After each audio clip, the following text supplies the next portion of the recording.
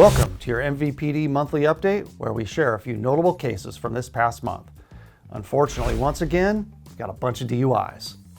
On the 14th, around 1 a.m., an officer located a vehicle on the Riverwalk that had jumped the cement parking block and into the wall. Officers found the driver passed out in the car with the vehicle engine running.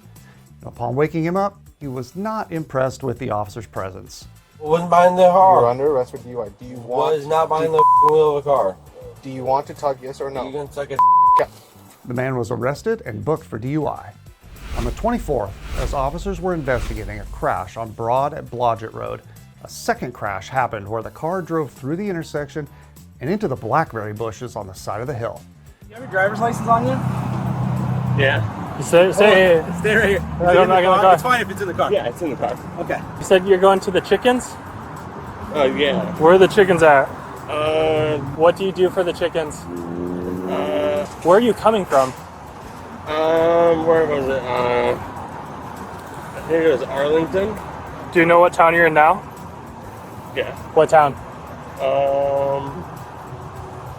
Past Mount Vernon. Past Mount Vernon. So if you thought, what town is past Mount Vernon you're trying to get to? Mount Vernon.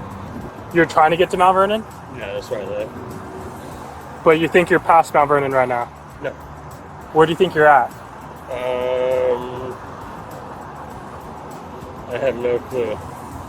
In addition to being suspected of DUI, he also had a suspended license and was required to have an ignition interlock device, which he did not. On the 26th, officers responded to a house fire in the 1200 block of South 6th Street. Upon arrival, officers were alerted to a person that was in a car on the side of the house. Car alongside this house. Who lives here? Who just barricaded himself inside the car right next to the house. We were able to get the person safely out of the car. Unfortunately, though, one of the other occupants had a court order prohibiting him from being there. That subject was arrested and booked for being in violation of that order. On the 28th, officers responded to a crash at the intersection of 1st and Division. Though the driver said he was in his own lane, evidence suggested otherwise. What exactly happened? I'm kind of at a loss. The light turned green. I was pulling through the intersection,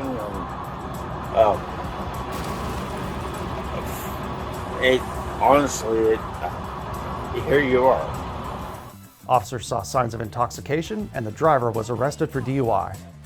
Unfortunately for the other driver, to add insult to injury, he was driving with a suspended license as well and did not have his required ignition interlock device installed in his car.